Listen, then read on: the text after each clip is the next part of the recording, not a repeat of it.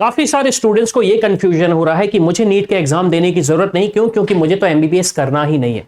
काफी सारे ऐसे स्टूडेंट्स भी हैं जिनका ये कहना है कि सर मुझे तो प्राइवेट कॉलेज जाना है या फिर मुझे एनआरआई कोटे के थ्रू एडमिशन लेना है, तो मुझे क्या एमबीबीएस के एग्जाम के लिए या फिर एमबीबीएस में एडमिशन के लिए नीट का एग्जाम देना जरूरी है या नहीं। ये सारी की सारी चीजें इस वीडियो में हम समझते हैं कि एग्जैक्टली क्या सिचुएशन है, एनटीए ने अपनी तरफ से क्या बोला है, क्योंकि वो एक ऑफिशियल स्टेटमेंट है और ऑफिशियल स्टेटमेंट का मतलब यह है कि वो एक लीगल स्टेटमेंट भी है। चलिए हम समझते हैं। अब देखिए, मैंने इंफॉर्मेशन बुलेटिन खोला हुआ है 6.1 एडमिशन प्रोसीजर में आता हूं मैं। इसका पेज नंबर इंफॉर्मेशन बुलेटिन में है पेज नंबर 29। अब जब आप यहां पे देखेंगे, यहां पे क्लियरली स्टेट किया है एनटीए ने, counselling and reservation for admission to MBBS, BAMS, BUMS, BSMS, BDS courses. तो यहां पे क्लियरली मेंशन है कि आपको अगर इन कोर्सेज में से भी किसी कोर्स में एडमिशन लेना है तो आपको नीट का एग्जाम तो देना ही देना होगा, चाहे आप डेंटल की तरफ जा रहे हो, चाहे आप आयुष की तरफ जा रहे हो, चाहे आप एमबीबीएस की तरफ जा रहे हो। ये प्रोसेस तो आपको फॉलो करना ही होगा। लेकिन अब स्टूडेंट्स थोड़ा सा फर्दर कंफ्यूज हो जाते हैं कि मुझे तो यहां जाना है, मुझे वहां जाना है, तो उसके लिए मुझे क्या करना पड़ेगा। तो देखिए, एनटीए ने काफी क्लियरली मेंशन किया है कि एडमिशन प्रोसेस, जो भी सारा का सारा प्रोसेस होगा, जो ऑल इंडिया कोटा की सीट्स होंगी, अगेन यहां पे हम किसी स्पेसिफिक कोर्सेज की बात नहीं कर रहे हैं, आप देखेंगे medical dental courses will be done through NEET UG 2025, तो आपको ये एग्जाम देना ही पड़ेगा। अब जो ऑल इंडिया कोटा वाली सीट्स है उसके लिए आपको एग्जाम देना है। स्टेट गवर्नमेंट की कोटा सीट्स है जो कि 85% कोटा होता है, उसके लिए भी नीट का एग्जाम आपको देना पड़ेगा। आपको कोई सेपरेट स्टेट का एग्जाम नहीं देना है, क्योंकि काफी स्टेट्स में ऐसा रेजोल्यूशन आया कि हम नीट के थ्रू एडमिशन नहीं देंगे। लेकिन ऑफिशियली अगर मैं बात करूं तो आपको नीट का ही एग्जाम देना है, दूसरा एग्जाम देने की जरूरत नहीं है।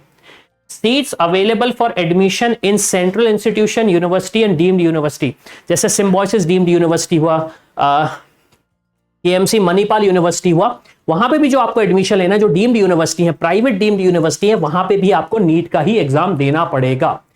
State management NRI quota seats in private medical dental colleges और एनी प्राइवेट यूनिवर्सिटी, अगेन जो भी मैनेजमेंट कोटा होता है, स्टेट कोटा होता है या एनआरआई कोटा है होता है, उसके लिए भी आपको एग्जाम नीट का ही देना पड़ेगा।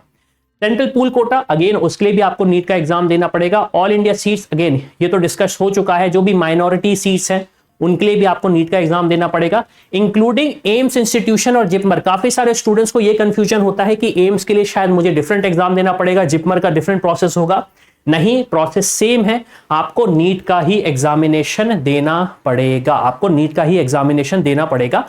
तो फर्दर इस डॉक्यूमेंट में अगर मैं बात करूं, आप देखेंगे, जैसे आप देखेंगे the counselling for the successful candidates for seats under 15% all India quota and 100% including 85% state quota of central institution this and central university. तो यहां पे सारी की सारी चीजें मेंशन्ड है कि आपको all and all her course के लिए नीट का एग्जाम देना ही देना पड़ेगा। मतलब अगर आप मेडिकल फील्ड में जाना चाहते हैं थ्रू एमबीबीएस, थ्रू आयुष या फिर बीडीएस, तो उसके लिए आपको नीट का ही एग्जाम देना पड़ेगा, उसके अलावा आपको कोई और एग्जाम देने की जरूरत नहीं। अब क्वेश्चन ये आता है कि अगर मेरे पास एक स्कोर आ रहा है तो उसके थ्रू मैं क्या कर सकता हूं। तो देखिए, उसके लिए हमने एक प्रेडिक्टर बनाया हुआ है, नीट का रैंक प्रेडिक्टर। आप इस टूल को यूज करके फाइंड आउट कर सकते हो कि आपको आपकी स्टेट में क्या क्या ऑप्शन मिल सकते हैं एक पर्टिकुलर रैंक पे, या ऑल इंडिया लेवल पे आप क्या क्या कर सकते हैं। मान लीजिए आपके पास 500 का स्कोर आ रहा है, तो क्या 500 के स्कोर में आपकी कैटेगरी पे आपको गवर्नमेंट कॉलेज मिल जाएगा, ये आप चेक कर लीजिए।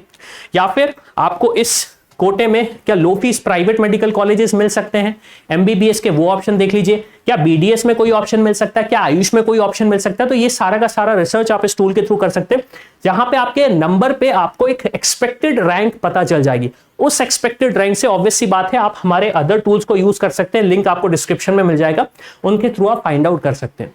और अगर आप पेरेंट हैं और आपको लग रहा है कि ये बहुत कंफ्यूजिंग है, प्रोसेस बहुत डिफरेंट है, हर स्टेट के लिए अलग प्रोसेस होता है, चाहे बीडीएस हो, चाहे आयुष हो, चाहे एमबीबीएस हो, वो प्रोसेस हमें पता नहीं है, हम चाहते हैं कि सारी इंफॉर्मेशन हमें मिलती जाए ताकि हमसे कोई गलती ना हो। तो उसके लिए आपको करना ये पड़ेगा, आप हमारे एक्सपर्ट का हेल्प ले सकते हैं और वो आपको गाइड करेंगे डिटेल में कि नेक्स्ट स्टेप आपको क्या लेना है ताकि आपसे कोई गलती ना हो और आप एक डॉक्टर बन सकें। तो इसी के साथ मैं हूं अविनाश, मेरा काम है रास्ता दिखाना, तो चल के डॉक्टर बनना आपका।